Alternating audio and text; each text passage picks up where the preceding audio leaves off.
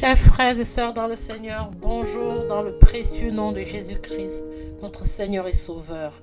Bienvenue sur votre émission Péniel à la rencontre de Dieu, émission où nous échangeons sur notre rencontre avec le Seigneur, sur comment nous marchons avec lui et comment nous nous préparons à l'enlèvement.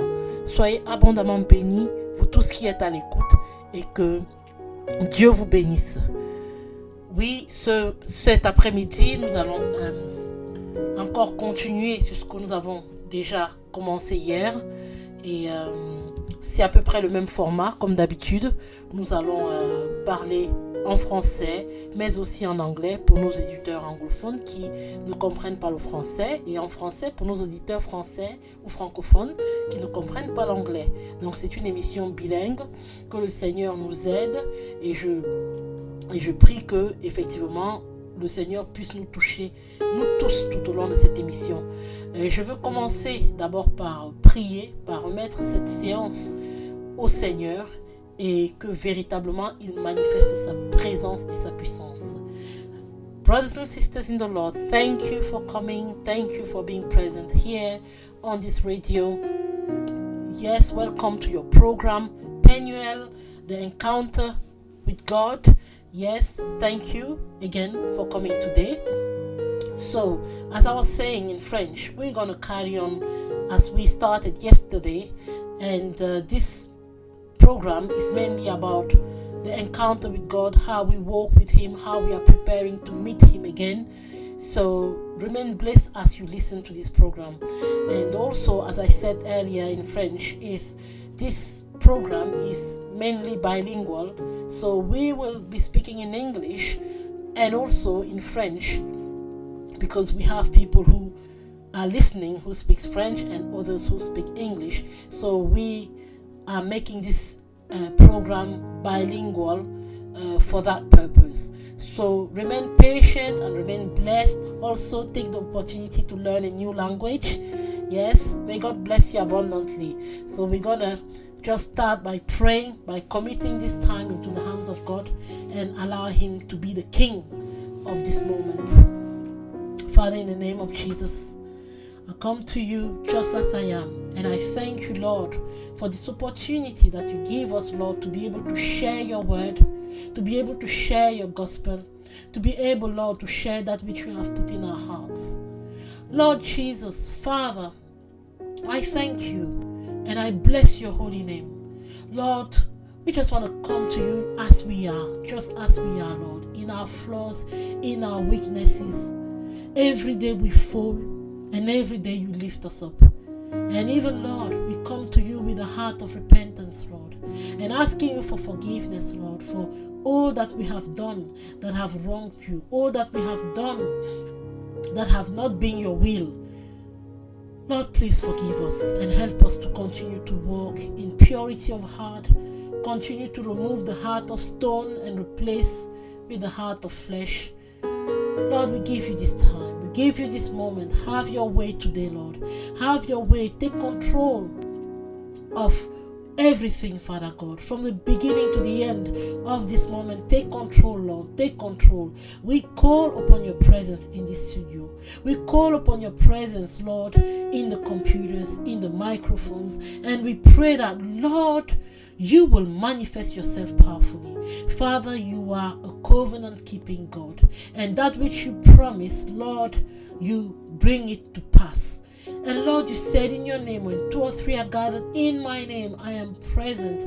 I am in the midst of them. And Lord, we are gathered here with brothers and sisters all around the world, and we trust that you are in our midst. And we just want to thank you for your presence. We want to thank you that, Lord, you take over this antenna, you take over this broadcast, Lord, and that you have your way. That which we are about to speak, let us speak whatever you want us to say today. We give you this time, Father God. Lord, have your way. Have your way, O Lord. Father, we bless you. Father, we honor you. Father, we glorify your name. Lord, we thank you. Seigneur, je veux te dire merci. Merci pour ta grâce, merci pour ta bonté. Merci Seigneur pour cette opportunité que tu nous donnes d'être ici présent Seigneur, dans ta présence mon Dieu mon roi. Père éternel, prends le contrôle des réseaux, prends le contrôle Seigneur de tous les outils que nous utilisons Seigneur pour atteindre tes enfants si dispersés dans le monde. Prends le contrôle et vraiment conduis-nous Père. Aide-nous Seigneur à parler, à dire ce que tu as mis sur notre cœur, Seigneur, afin que véritablement nous soyons tous touchés, Seigneur. Parce que nous venons dans ta présence pour être transformés. Nous venons dans ta présence parce que nous avons besoin de toi. Père, nous ne pouvons pas être les mêmes, Seigneur. Nous ne pouvons pas être les mêmes après être entrés dans ta présence. Alors manifeste-toi, mon Dieu, mon roi. Manifeste-toi, Seigneur, et que ta volonté soit faite au nom de Jésus. Amen. Amen, amen, amen. So we're going to listen to this beautiful song in French, which is the translation of Just As I Am in French, tel que je suis. Nous allons écouter ce cantique et soyez abondamment bénis.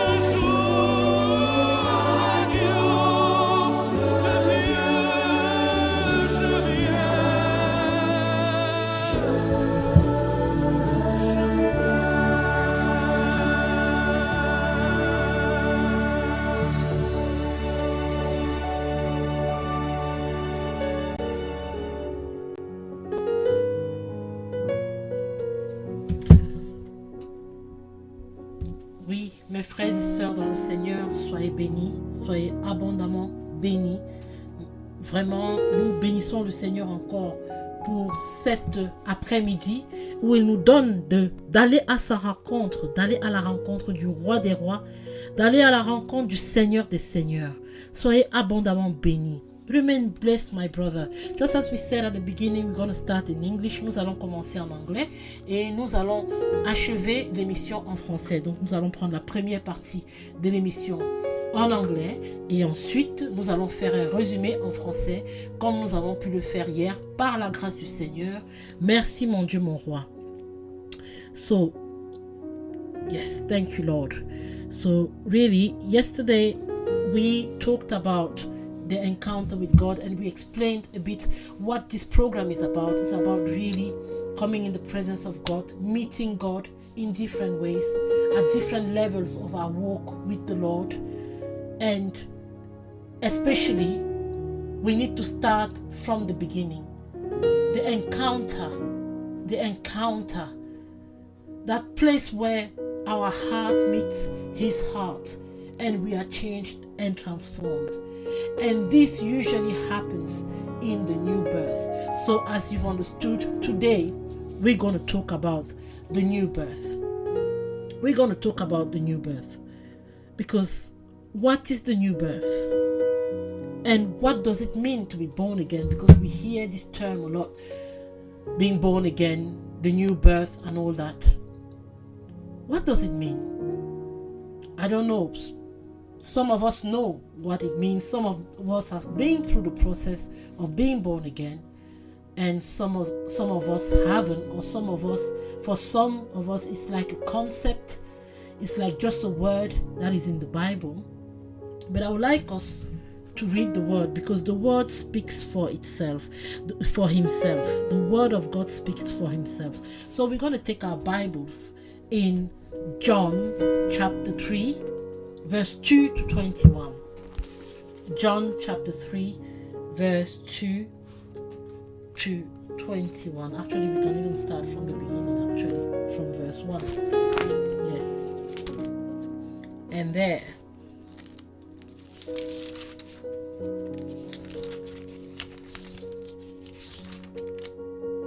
And there it is written,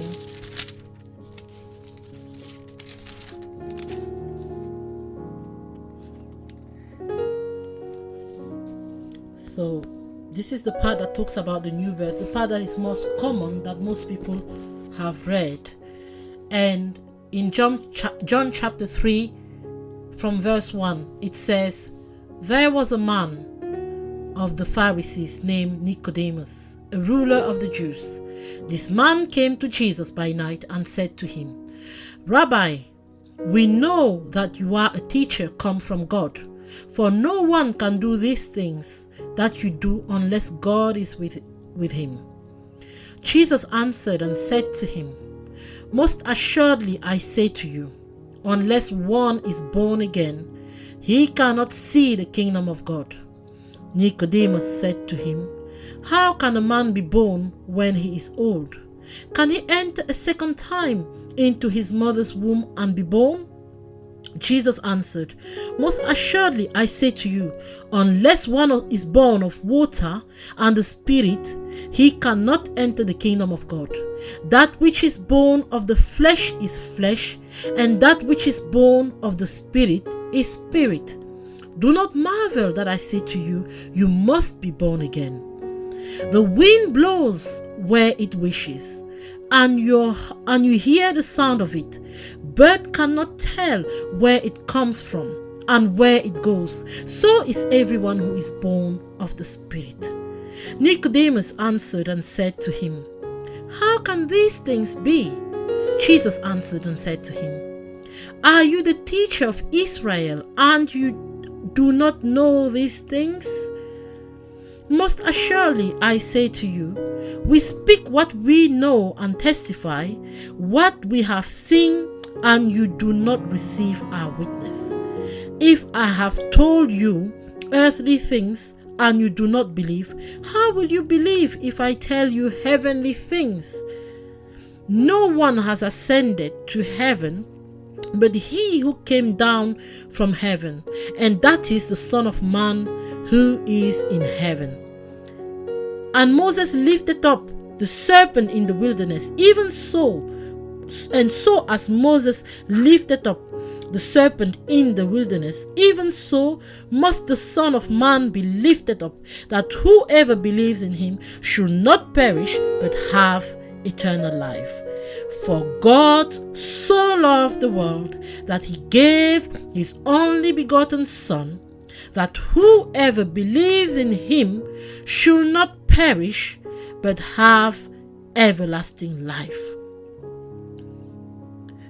For God did not send his Son into the world to condemn the world, but that the world through him might be saved. He who believes in him is not condemned, but he who does not believe is condemned already, because he has not believed in the name of the only begotten Son of God. And this is the condemnation, that the light has come into the world, and men loved the darkness rather than light, because their deeds were evil. So, as we read, I went a bit further because I felt it was important to read some more. But as we see this word, the word of God is powerful, and the word of God speaks for itself. And when we read the words of Jesus in the Bible, they are really written in a simplest way. You don't need a special interpretation to understand. He has spoken as he is speaking to children. So when we read his word in the Bible, for those who have the words, the Bibles with the red letters, which are the letters of Jesus, because some Bibles come with red verses, and those red verses are the words of Jesus, even though the whole Bible is the word of God, is the word of Jesus. But in the New Testament, we have red letters to signify that this is what Jesus was speaking when he was living on earth as a man. And when we see those red letters, usually they're written in plain language, and everything is said in a very simple way, except when Jesus is talking about the parables, and even the parables are deciphered for us to understand. So when we read this passage, especially, from verse 5, Jesus answered, "Most assuredly I say to you, unless one is born of water and the Spirit, he cannot enter the kingdom of God. That which is born of the flesh is flesh, and that which is born of the Spirit is spirit." And he says, further down in verse 7, you must be born again. It's a must. It is not it's not a condition. It is not a state of heart. It is not a state of mind. You must be born again. As Christians, we must be born again. But what does being born again means? We say here that Jesus said, that which is born of the Spirit is of the Spirit. Is being born, because we were all born in the flesh, right? We were all born in the flesh. We all came from our mother's womb. So we are born in the flesh. But to be born again, it doesn't mean to go back in our mother's womb. It means to be born of the Spirit and the water. And this is why Jesus said, that which is born of the Spirit is from the Spirit. So we can be born of the flesh, go to church, attend meetings, even sometimes preach the word without being born again. We need to be born again to understand the things of the Spirit. We need to be born again to be part of the kingdom of God. We need to be born again, because otherwise everything that when we will read the Bible, for those who are devout Christians who really follow the Lord, when we read the Bible or when we will pray, everything will be head knowledge. It will be only intellectual. Our relationship with God will be based on men principles and on our intellect. And this is the flesh. Our intellect is the flesh. The religion is the flesh. But to be born again allows us to enter in the realm of the Spirit of God. So it's like a door that we open. Because remember, when the baby is in his mother's womb, he cannot see the world around him. His mother goes to shop, she goes to the doctors, she goes to different places, to restaurants, She does so many things. But the baby who is in the womb cannot see all those things that his mother is doing. But his mother is doing those things nevertheless. So the baby is still in the womb. He's alive. He's alive with his mother, but he is not born yet. And so are we when we walk without being born again. Sometimes we believe in God just because we've read in a book and we felt that, oh, it's okay, I'm going to believe. Or sometimes we are born in a Christian family, and because we're born in a Christian family and our parents took us to church, we start saying, oh, I believe in God. There's different types of encounters. There's different type of thinking, or we may not even know God at all. We may be atheists. We may think that God does not exist. There's different states of mind, but all these states of mind are the same thing, because if we don't know God in the Spirit, we do not know him. So we are still a bit in the womb. We're not yet born. To be born, that womb needs to be open. The waters have to be broken, like physically. Before a woman gives birth, the waters are broken, or sometimes the baby comes with the water, and then he can see the world. And he can see his mother face to face for the first time. That is the encounter of the baby and his mother. So when we are not born again, our spirit is in the womb. It is alive, but it is in the womb. And because it's in the womb, we cannot see the things of the spirit. We cannot understand the things of the spirit. I cannot describe to my baby how does the milk look like, because who is in my womb, because he has never seen those things. He doesn't know what they are. He's never tasted anything. The only thing he's been tasting is the water that is in his mother's womb, and he can only see blurry things, but he cannot see anything specific. But when we come to God and we are born again, we start seeing things in the spirit. We start seeing things according to the Spirit of God. We start tasting things, the good things of the Spirit. Somewhere in the New Testament it says, taste and see that the Lord is good. Taste and see that the Lord is good. To taste that the Lord is good, we need to be born again, so that we can taste the things of the Spirit. So that our eyes can be open to see the things of God. Jesus said in verse 8, the wind blows where it wishes, and you hear the sound of it, but cannot tell where it comes from and where it goes. So is everyone who is born of the Spirit. So when we are born of the Spirit, we become like the wind. We become like the wind. Because now the Spirit takes us. The Spirit starts guiding us. It starts showing us things. It unlocks the wisdom of God in our mind. And instead of having intellect knowledge or intellect wisdom or religious wisdom, we start having spiritual wisdom. We start understanding the things of God. We start reading the Bible and actually understand it. We start praying and mean it.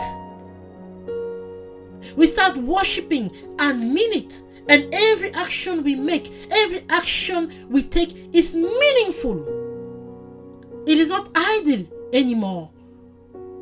Because we have come to that point where we are not operating by ourselves anymore, but with the Spirit of God. And just having brushed quickly, about this new birth. What is the requirement? How do we do to be born again? How can we do? Because in John 1, in John 1 verse 12, I think it's verse 12 to 13, it says, but as many as received him, for them he gave the right to become children of God, those who believe in his name, who were born not of blood, nor of the will of the flesh, nor of the will of man, but of God. So when we are born again, we are actually born of God. We become children of God. He gives us the power to become children of God. So before, our physical birth was through our parents. We have our birth certificate that says so and so, child of so and so, and child of this person. Now when we are born again, we are born in the Spirit of God. Now we become children of God. So our spiritual birth certificate bears the name of God, because he is our Father. But how do we do to be born again? What is the prerequisite to be born again? My brothers and sisters, we talked about this yesterday. when we talked about Jacob, how he was running away from his brother. He first ran away from his brother, and he had the promise that God will grant him the inheritance. And on the way back, he comes to fear and to be afraid of what his brother will do to him. But as he's coming back, he has a moment of solitude. And he comes down on his knees and he asks God to help him. Lord, help me. You told me to leave my father-in-law from Sharon to come back in Canaan, in the land that you have promised me before. But my brother is coming ahead of me, and I don't know if he's coming with good or bad intentions. Protect me. Jacob came to the point of rupture. He came to the point where all his life he was doing things with his own mind, with his own flesh. He was operating in the flesh. Everything he was doing, even though the promise of God was in his life, upon his life, because he is the child of the promise, he was operating in the flesh. He was a trickster. He was a supplanter. He stole his brother's birthright, even though that blessing was his. But he did everything by treachery. But when he came to this point of rupture, where he was alone, and he understood that he needed to repent, that very night he had an encounter with God. And he fought with God. And God blessed him that day. And God changed his name from Jacob to Israel. And we can see that for us it will be the transformation from sinners to saints through the new birth. So before we can enter in the new birth, before we can be born again, we need repentance. We need to repent. We need to change our mind. Repentance means to turn or to return in the Hebrew. When we read it in the Old Testament, is to turn or to return. Because we need to turn. We need to turn from sin, turn away from sin. And we need to turn to Jesus. We need to turn to Jesus. We need to go to that place of brokenness, that place of solitude, that place of being lost and not knowing what to do or where to go. And cry out to God with all our heart and tell Him that we are sinners. And tell Him, this is my life, Lord. This is what I've been living.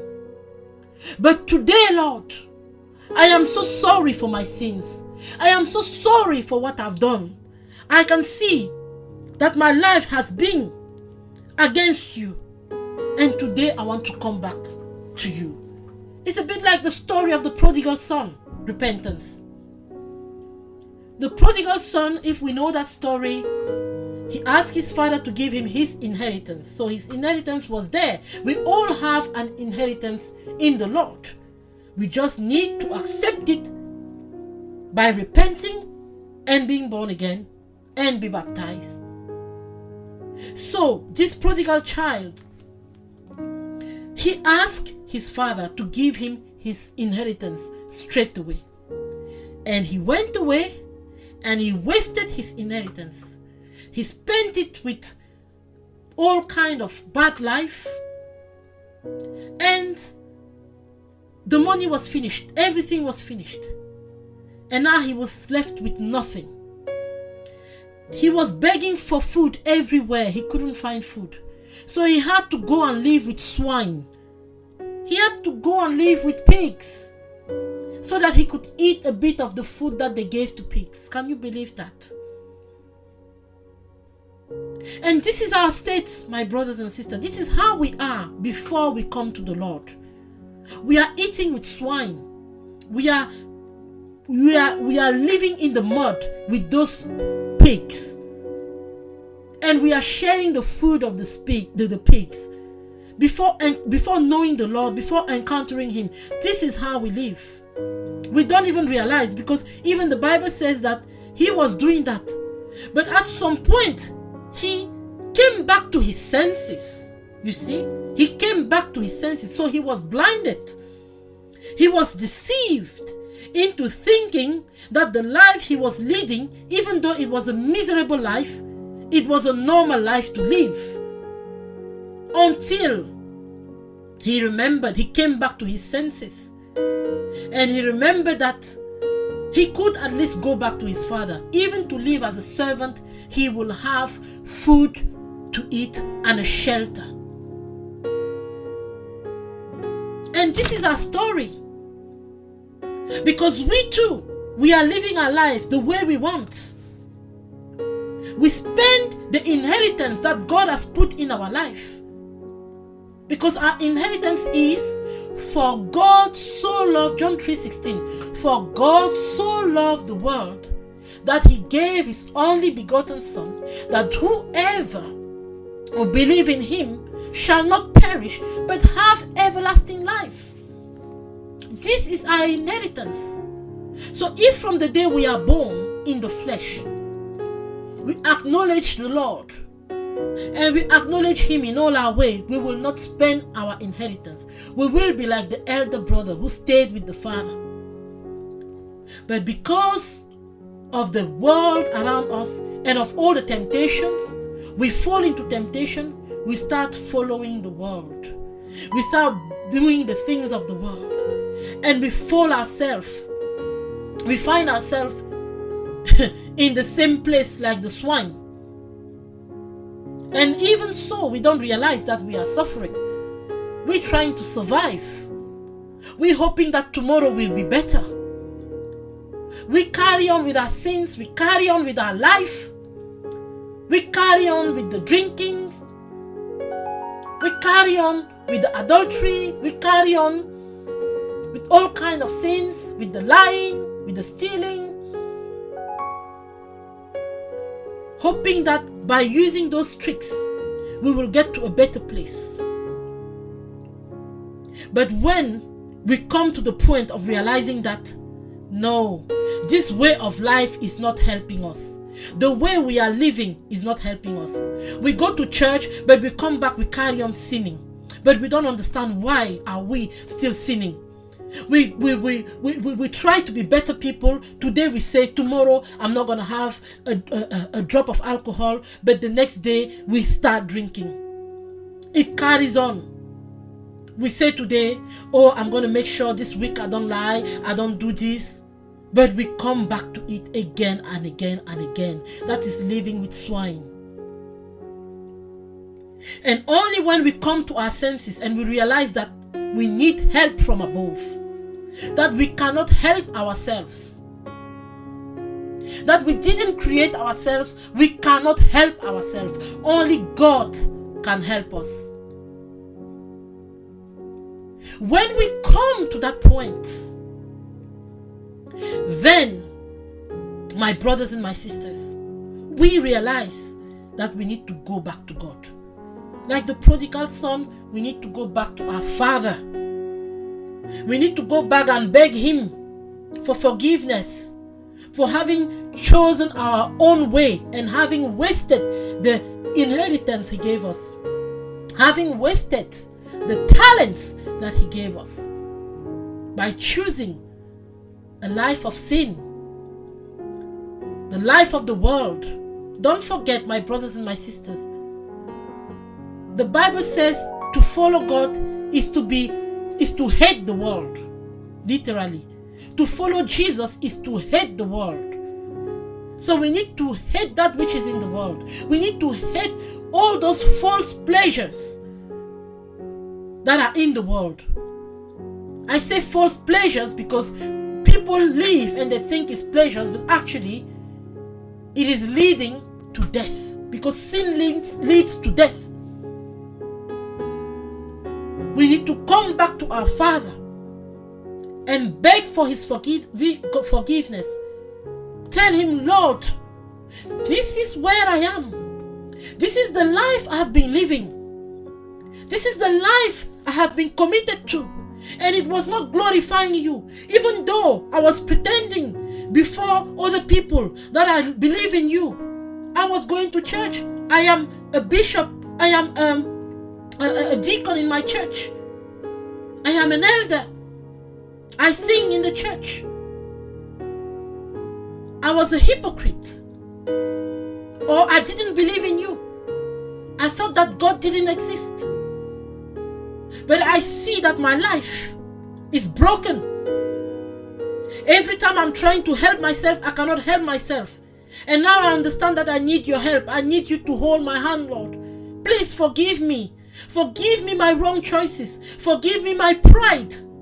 Forgive me my anger, my wrong attitude. Forgive me my covetousness. Forgive me my crimes.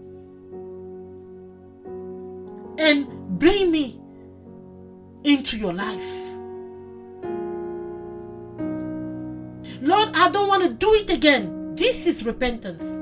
It's to literally understand that the way we were living was the wrong way. And to repent before God and commit to carry on with Him. And when we do that, my brothers and my sisters, God is faithful. God is faithful and He answers. Because before in the past we tried to stop doing those things, but we couldn't. Because we were trying with our own. It's like someone who is swimming in the sea. Well, who fell in the sea from a boat. And he cannot swim. And when you can't swim, you start struggling with the water. And when you struggle with the water, your body becomes heavy and you tend to drown and to go to sink in the water. If you know how to swim, you will be totally relaxed and the water will carry you. But it's like a person who doesn't know how to swim and they are fighting and they're struggling, trying to save themselves because they're suffocating. The water is coming over their head. But then there is someone in the boat who is holding the hand with a boy and says, hold this and I will pull you. Hold this and I will pull you. But we say, no, I don't trust you. If you try to pull me, you might fall in the water with me. I'm going to try by myself. This is the state we are when we are sinners. When we don't want to come to the Lord and tell Him, Lord, I am broken. I can't do this by myself. I can't do it. Lord, help me. Lord, forgive me. But if we allow that hand to hold us, the hand of God to hold us, He will pull us out of the water because He has the power to do so. And He will bring us into the safe place. We need to repent, my brothers and sisters. To encounter the Lord, this is the first step. Let's remember that Jesus, when He started His ministry, when after the 40 days in the wilderness, when He came back, the first thing He said was, repent. That is in Matthew 4. Repent, for the kingdom of God is at hand. Repent, repent. When John the Baptist came, he said the same thing. Repent, for the kingdom of God is at hand. Repent. Repent. This is the word of God. This is where God wants us to go. Before we can enter in the presence of God, we need to repent. We need to repent. And even Peter, on the day of Pentecost, when they received the Holy Spirit, and he preached to that crowd of people, and he told to that crowd of people about the gospel. Then they said, men, brethren, what shall we do to be saved? And Peter replied to them, repent and let every one of you be baptized in the name of Jesus Christ for the remission of sins, and you shall receive the gift of the Holy Spirit. For the promise is to you and to your children and to all who are afar off, as many as the Lord our God will call. So the promise is to us. The promise is to us and our children. The promise is to you, my brothers and my sisters. It is a promise. Just like God promised to Jacob when he left Canaan, running away from his brother. When he saw the heaven open and angels going up and down in heaven on the stairs. And God promised him that his children will inherit Canaan. That is his inheritance. Jacob inherited Canaan. And when his name became Israel, he came into full possession, to the beginning of the possession of Canaan.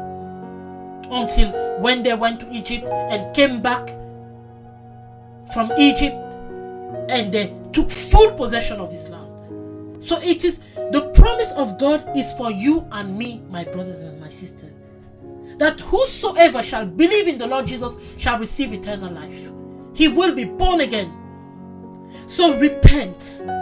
If you have never done so, I encourage you, as you are listening, go in your room and repent. And repent to God. And repent to God. Repent. Repent. Jesus asked us to repent. The prophets in the Old Testament, that's what they were saying to the people. Repent. Repent. We need to repent to experience the new birth. We need to repent.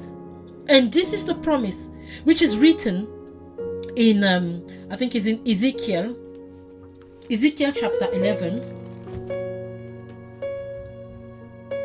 Ezekiel chapter 11, verse 19 to 20. So, there it is written.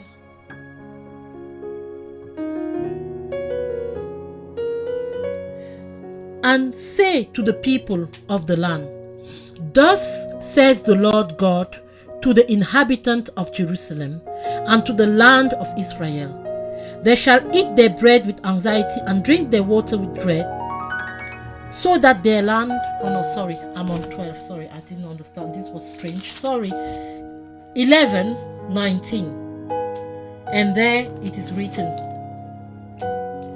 then I will give them one heart, and I will put a new spirit within them, and take the stony heart out of their flesh, and give them a heart of flesh, that they may walk in my statutes and keep my judgment unto them, and they shall be my people, and I will be their God.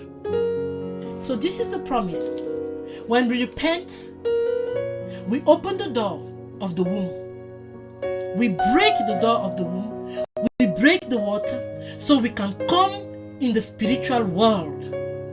And once we come into the spiritual world, now God gave us his promise. He will remove the heart of stone.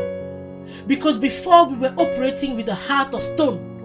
He will remove the heart of stone and he will give us a heart of flesh. A heart that will push us to follow his commandments. Now you do not start struggling with your own strength, but now the Spirit of God is carrying you in the water. And the Spirit of God is helping you to do the things that you couldn't do before. The Spirit of God starts leading you. He starts teaching you. The Bible says that the Spirit will teach us all things. It will not be head knowledge anymore, because you can read the whole Bible from cover to cover and still not know God and not having a spiritual understanding of the Bible. But when you come to God, he starts teaching you from day one. When you read the Bible, he explains to you what the word you're reading means. He shows you the way. He guides you. He guides every step of your life as you give him your life continually, as you walk in holiness, as you walk in obeying his commandments, as you walk in humility. He starts leading you, and this is how you experience the new birth. You start from one identity, the identity of the prodigal son, the identity of Jacob, and you come to the identity of Israel. This is the new birth. And my brothers and my sisters, I really want to encourage you for those who are born again, to hold fast to your salvation. Seek the Lord daily. Continue in prayer and supplication. Continue in fasting. Continue in worshiping. Obey the word of God. And for those who do not know him, this is an invitation. Come to him today. Come to him. He's waiting for you. The promise is for you and for your children. It's not only for some people. The promise is for you. Jesus said, those who have believed in me will perform all the miracles that I have done.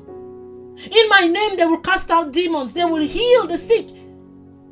They will open the eyes of the blind. The lame will walk. This is also an inheritance. This is also our inheritance. So as you are hearing this word today, my brother and my sister, do not harden your heart. If you haven't given your life to Jesus, give your life to him. Go in your room and cry out to him. I'm talking to anyone. I don't want to know if you go to church. I don't want to know if you are an elder, if you are a pastor. If you haven't experienced the new birth, go in your room, cry out to God. Tell him about your life, the way you have been living so far, and ask him for forgiveness, and he will open the door of his spirit to you, and you will now be born of the spirit. You will be born again, because we must be born again in Jesus' name. Be blessed, my brothers and my sisters. We're gonna listen to a song, and we're gonna come back with the second part of this, which will be in French. God bless you as you are listening, as you are following us in Jesus' name. Just listen to this song. Just listen to this song again. It's called It's You, Lord. In French, it's called It's You, Lord, that my soul seeks. So just listen to it. God bless you.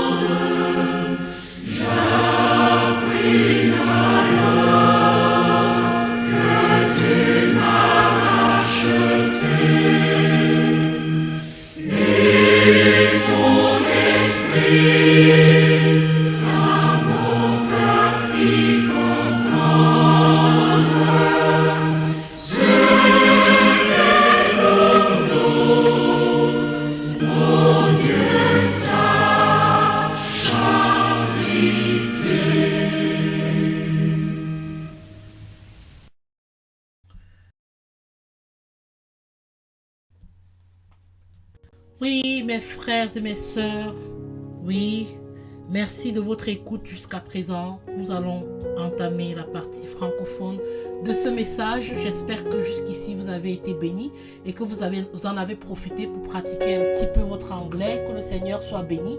Il a créé les langues, il a créé une multitude de langues et c'est pour notre édification à nous tous. Soyez abondamment bénis dans le précieux nom de notre Seigneur Jésus. Et nous allons immédiatement rentrer dans le vif de notre sujet, parce que hier, comme vous vous souvenez, pour ceux qui ont écouté l'émission d'hier, nous avons parlé de Jacob, nous avons parlé de Péniel dans la Bible, de cet endroit vraiment pivotal, comme on dit en anglais, cet endroit capital où Jacob a rencontré Dieu, où il a lutté avec Dieu et il l'a vu face à face, et donc il a appelé cet endroit-là Péniel. Nous avons parlé un petit peu de Jacob, nous avons parlé de sa vie avant cette rencontre et aussi un petit peu de ce qui s'est passé au moment de cette rencontre, notamment la transformation de Jacob, la nouvelle identité que le Seigneur lui a donnée, de menteur, de supplanteur. Il est passé à celui qui a lutté avec Dieu. Et donc, Dieu l'a confirmé dans son héritage de Canaan, à lui ainsi qu'à toute sa descendance. À partir de ce moment-là, il est véritablement rentré dans son héritage. Et aujourd'hui, nous allons continuer dans la même lancée à peu près, en parlant de la nouvelle naissance. De la nouvelle naissance. C'est quoi la nouvelle naissance? Parce que souvent on entend des chrétiens dire « je suis né de nouveau ». Certains en ont même fait de ça une dénomination, ce qui est très étrange parce que la Bible nous commande à tous d'être nés de nouveau. Et nous allons rapidement aller donc dans les Écritures pour lire à peu près de quoi il est question quand on parle de nouvelle naissance. De quoi est-il question dans la Bible? Et si nous allons dans Jean 4, nous allons parler de la rencontre de Jésus avec Nicodème. Quand Nicodème est venu le voir de nuit, de nuit, lui étant un docteur de la loi et sachant qu'il ne pouvait pas venir de jour, vu que tous les pharisiens étaient contre Jésus, il savait quand même que Jésus disait la vérité. Et il est venu de nuit pour lui poser la question. Et voilà ce qu'il demande au Seigneur. Donc nous sommes dans Jean, chapitre 4. Le Seigneur sut que les pharisiens... Pardon, chapitre 3, sorry. Mais il y eut un homme d'entre les pharisiens nommé Nicodème, un chef des Juifs qui vint, lui, auprès de Jésus de nuit et lui dit « Rabbi, nous savons que tu es un docteur venu de Dieu, car personne ne peut faire ces miracles que tu fais si Dieu n'est avec lui. » Jésus lui répondit « En vérité, je te le dis, si un homme ne naît de nouveau, il ne peut voir le royaume de Dieu. » Nicodème lui dit « Comment un homme peut-il naître quand il est vieux? Peut-il rentrer dans le sein de sa mère et naître? » Jésus répondit « En vérité, je te le dis, si un homme ne naît d'eau et d'esprit, il ne peut rentrer dans le royaume de Dieu. Ce qui est né de la chair est chair, et ce qui est né de l'esprit est esprit.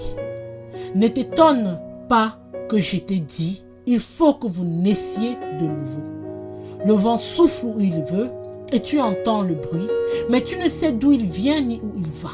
Il en est ainsi de tout homme qui est né de l'esprit. » Je vais m'arrêter à ce niveau-ci, au verset 8, mais on peut continuer franchement jusqu'au verset 20.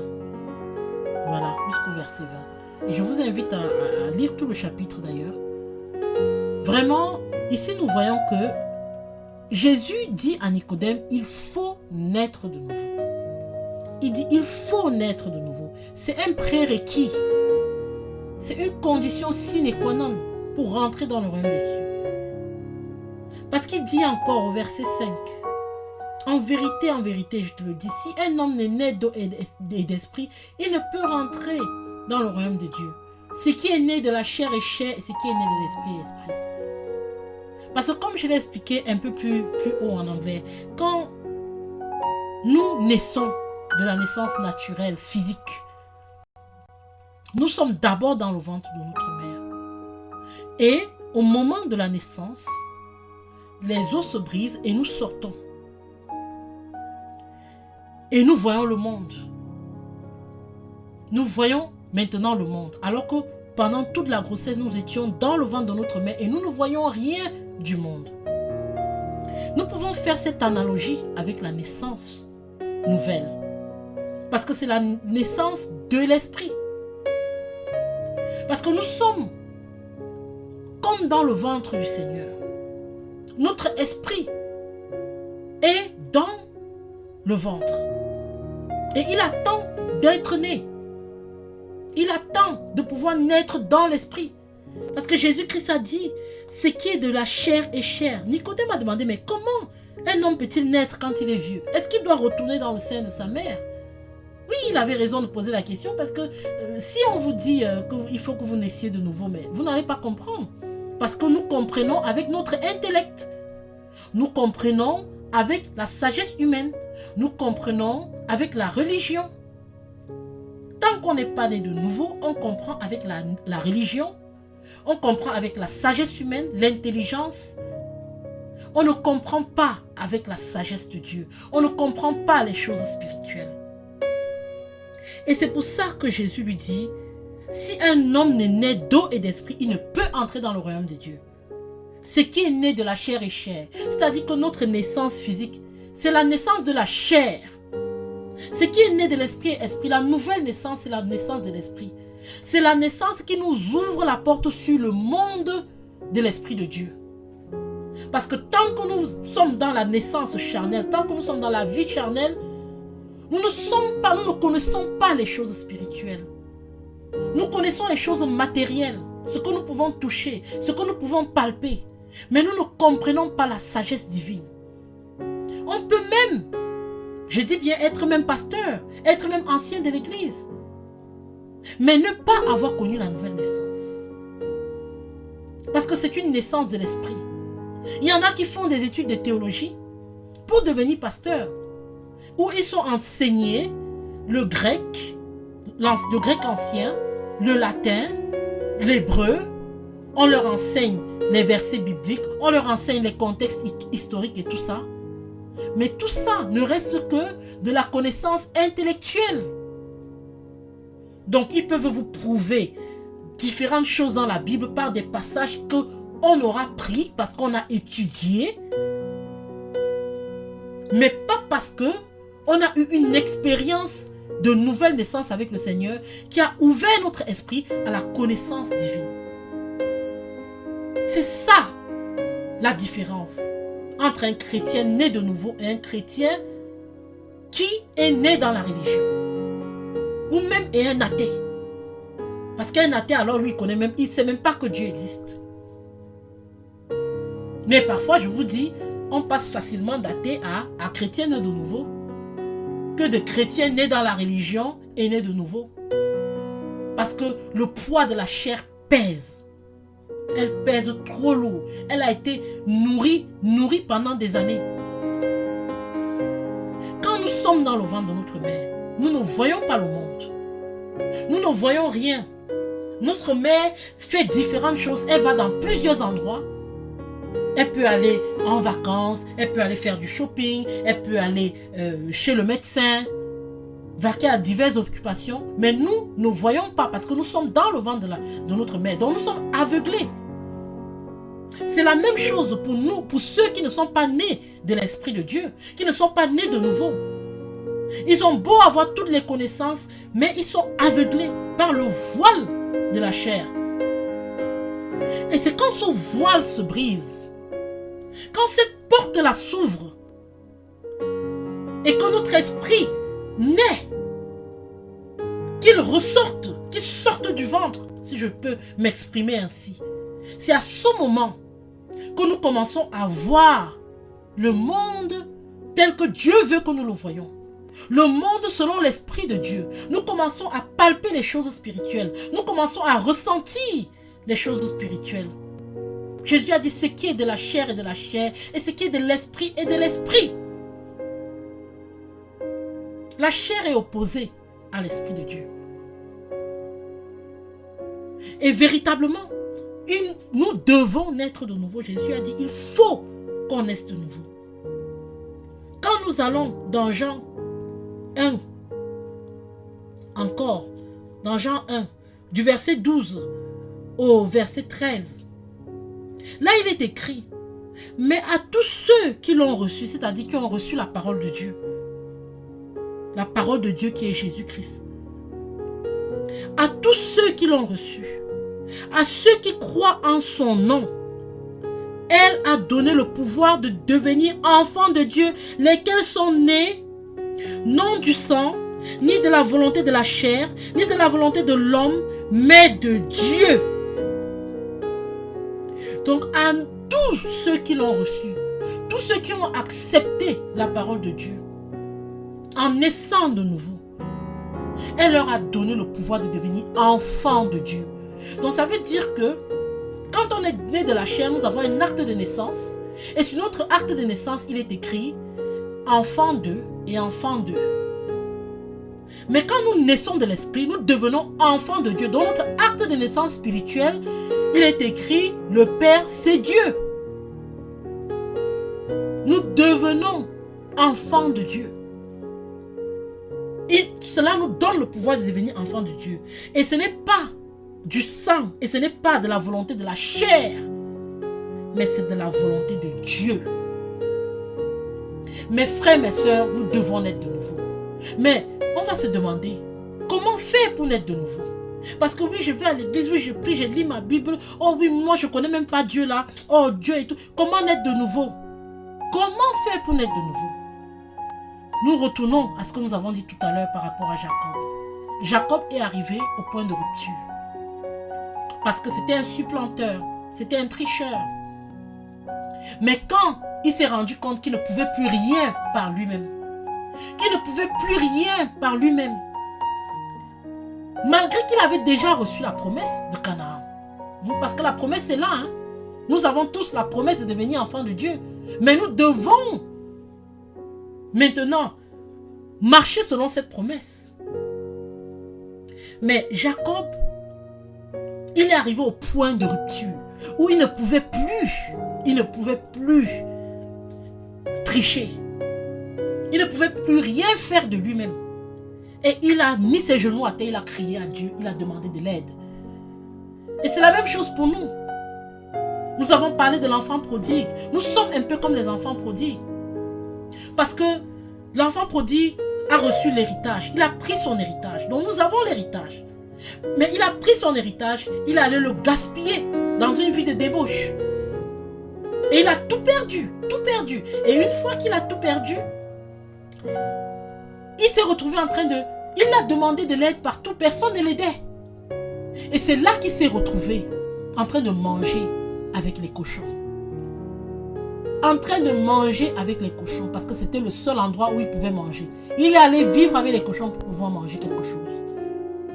Et mes frères, mes sœurs, c'est la position que nous avons quand nous ne sommes pas vraiment nés de nouveau. Nous mangeons quelque part avec les cochons. Parce que nous ne sommes pas dans notre héritage. Donc nous vivons une vie où nous tournons en rond.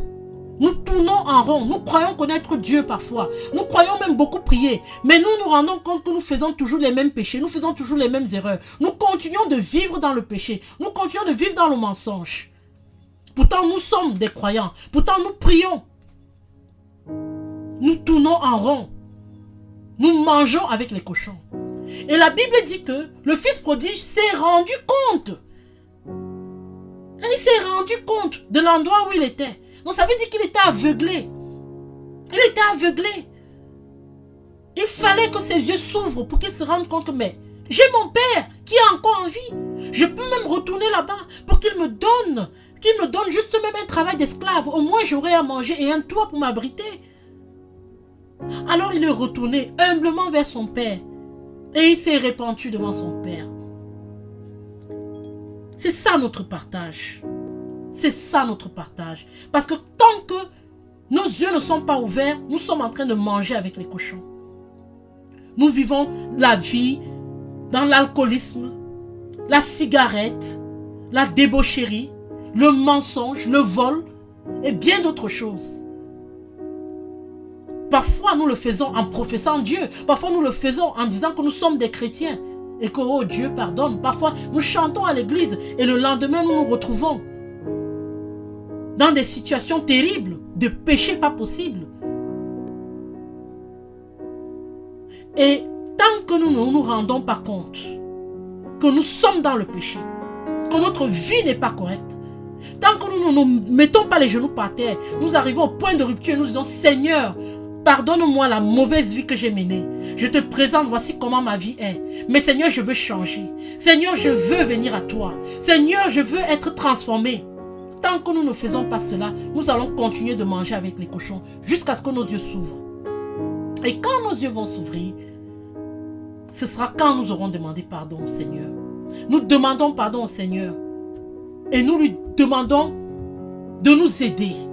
De nous aider à être celui qu'il veut qu'on soit. De nous aider à rentrer dans notre héritage. C'est ça la repentance. La repentance, c'est un retour complet sur soi-même. C'est se détourner du mal et se tourner vers Jésus.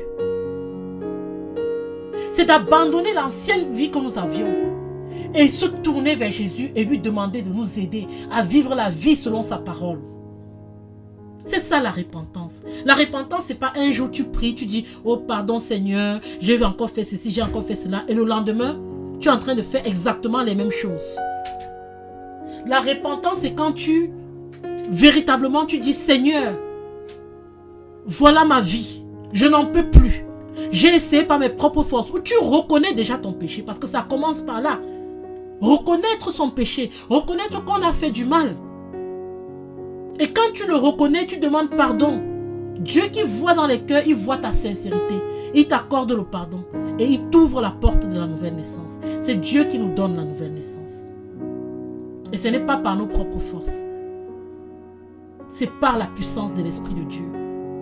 Au travers de notre repentance. Et de notre soumission. Et de notre humiliation devant Dieu. Alors mon frère, ma soeur qui m'écoute.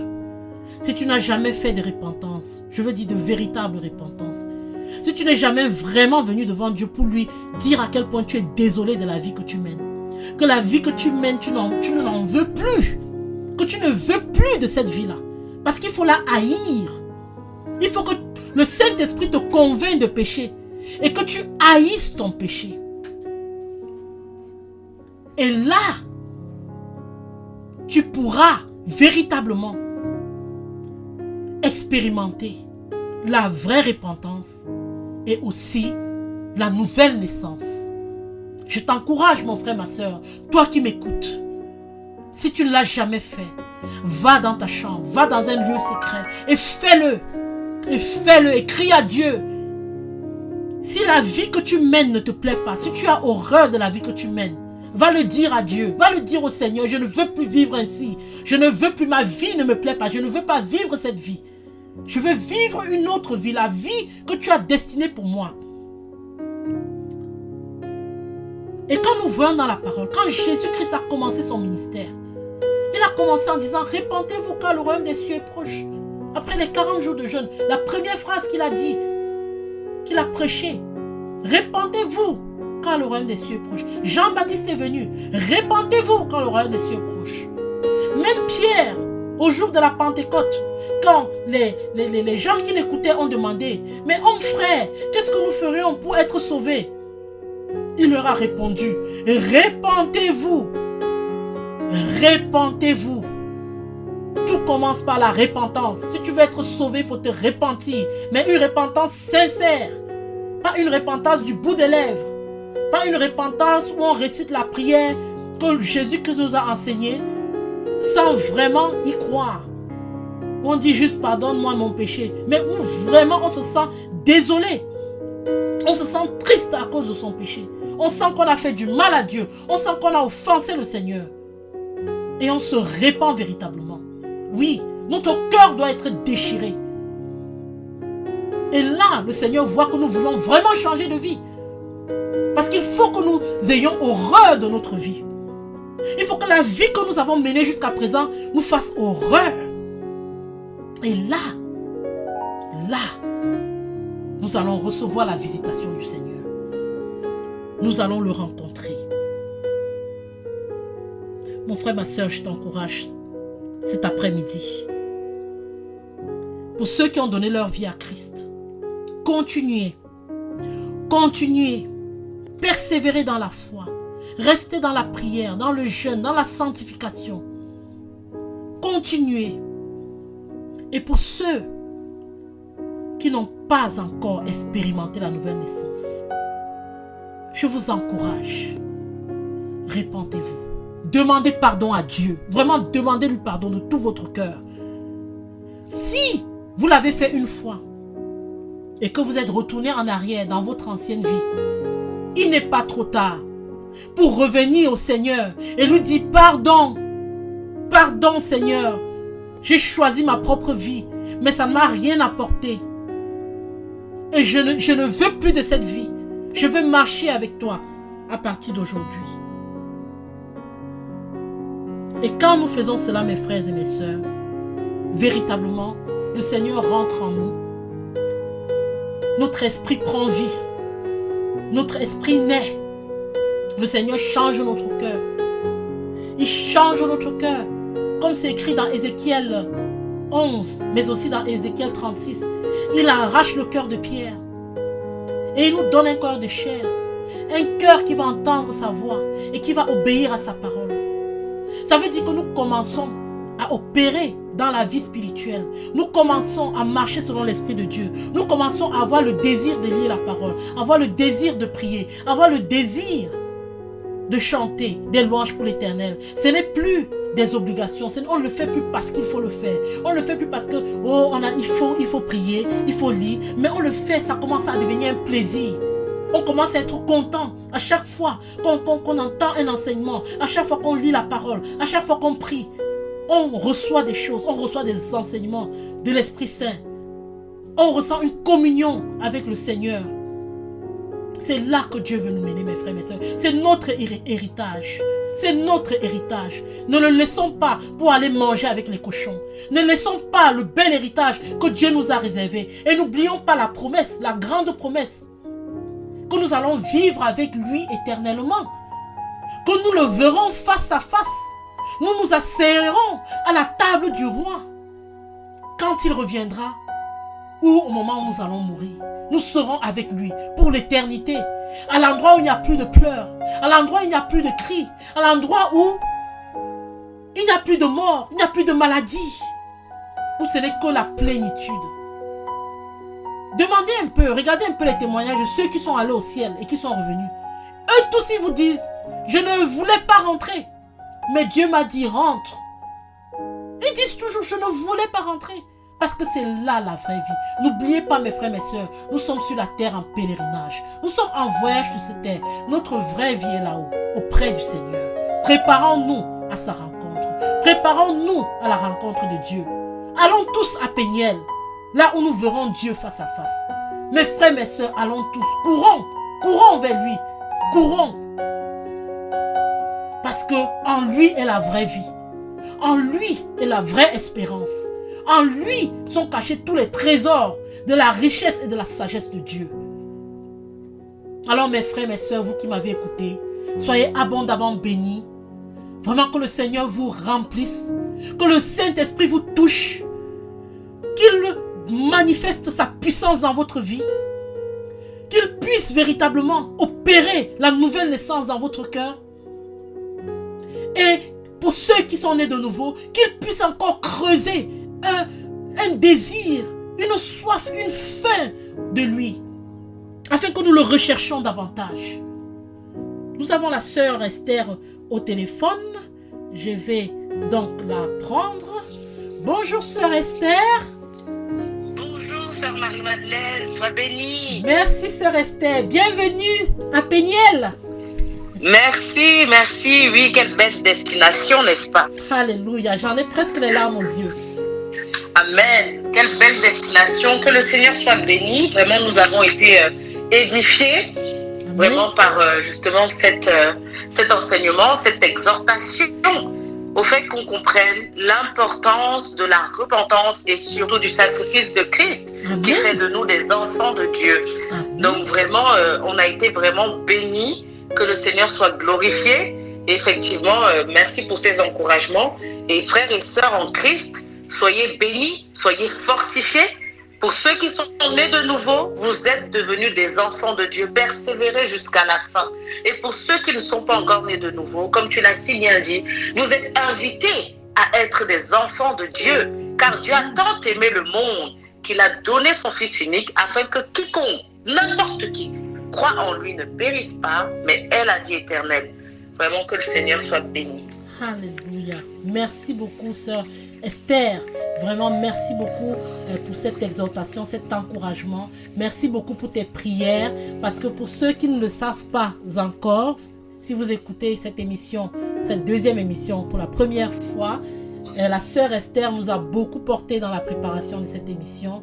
Elle a été vraiment, elle est en fait dans l'émission en fait, même si on ne la voit pas forcément prendre le micro tout le temps, elle est là, elle est très présente et que véritablement le Seigneur bénisse son ministère qui continue de la conduire vraiment sur son chemin. Sœur Esther, merci beaucoup pour ton intervention, ça nous a vraiment bénis. Merci sœur Marie-Madeleine et pour vraiment merci aussi pour tes encouragements, énormément merci à la sœur Rachel aussi également, à la sœur Nadia, bref vraiment à toute la famille en Christ de Radio Menorah Yeshua.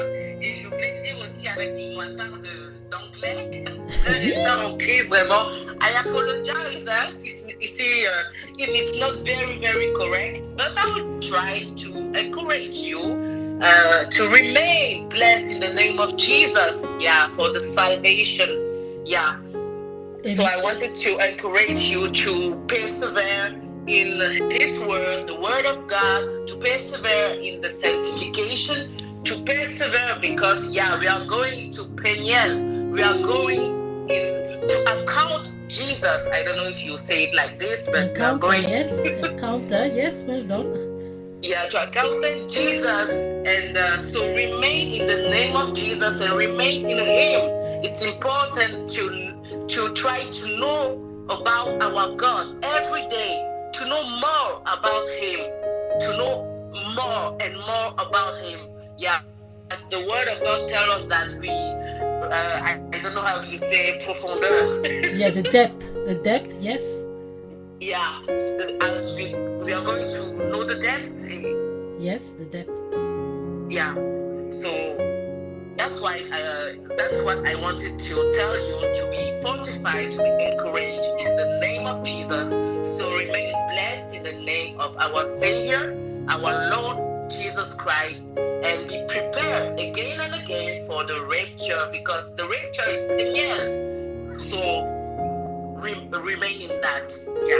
Amen. Thank you very much, Sister Esther. Really, your English is very good. It's very, very good. And we thank you for speaking to our English speakers too, because they're so happy to hear people trying in English.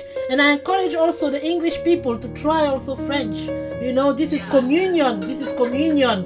Praise the Lord. And yes, we are going to Peniel. And really, like you rightly said, Sister Esther, we're going to Peniel and we remain in Peniel. Step by step. Amen. Going to Peniel. Hallelujah. Hallelujah. God bless you, Sister Mary, and we keep listening. Thank you, Sister Esther. God bless you abundantly. Thank you. Thank you. Bye.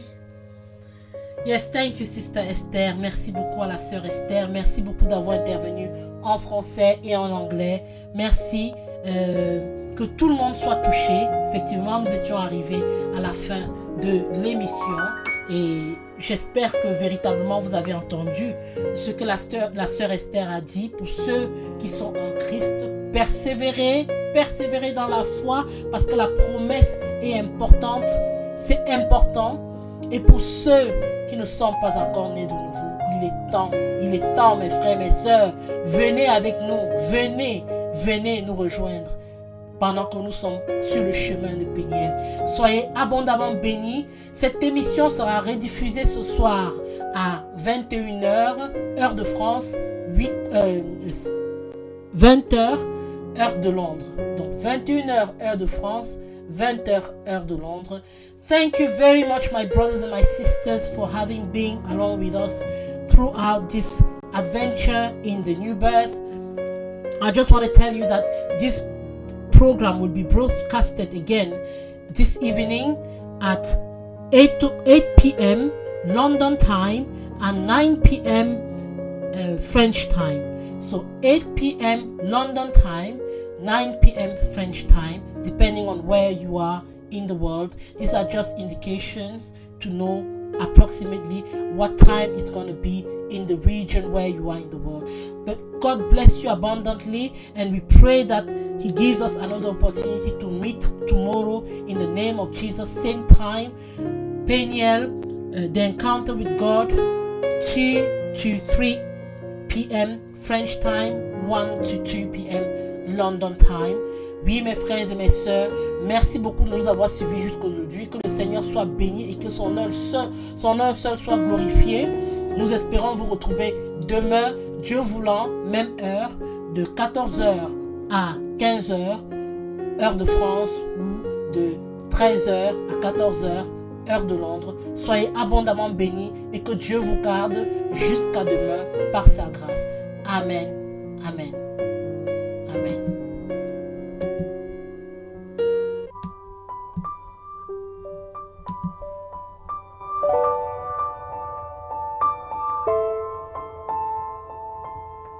This is the story of a brother who slept and woke up in Foreverland. He looked around, nothing's familiar. He wondered how it got to be there. He took a walk around the city and saw this brick house with a small door. Walked into the room and saw a man in white. Must be an angel, so he said. Mr. Angel, I'm a stranger, don't know what's going on. The last thing I remember was I slept last night. This is a border town that takes you where you get a crown. Must have heard of heaven where you came from.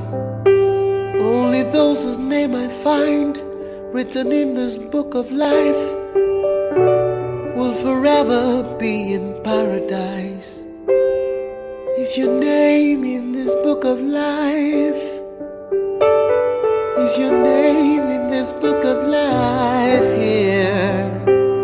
Is your name in this book of life? Is your name in this book of life here?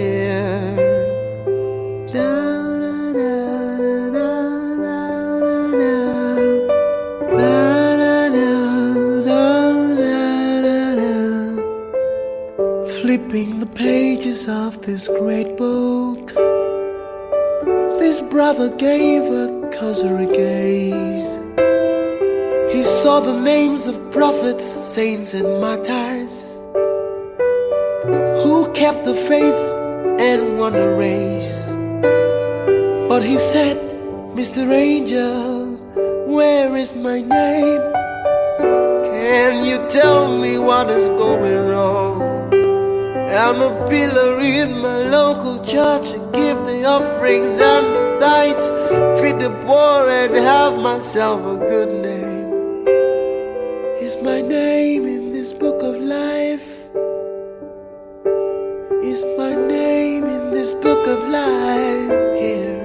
Tell me, is my name in this book of life?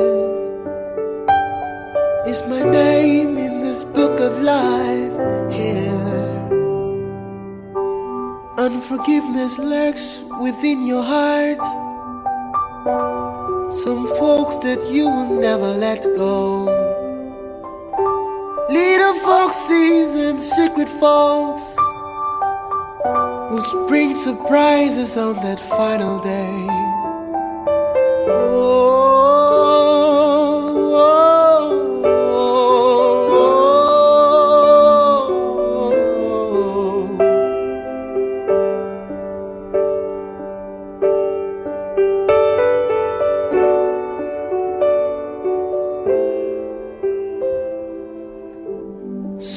for this wonder, brother.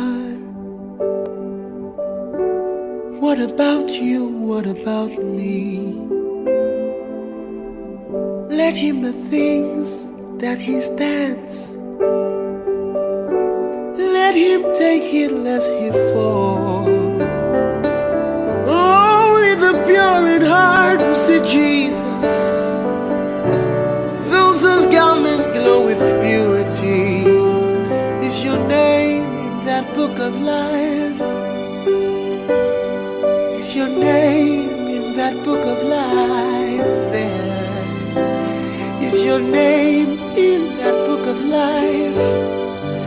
Tell me, is your name in that book of life there? Think about it.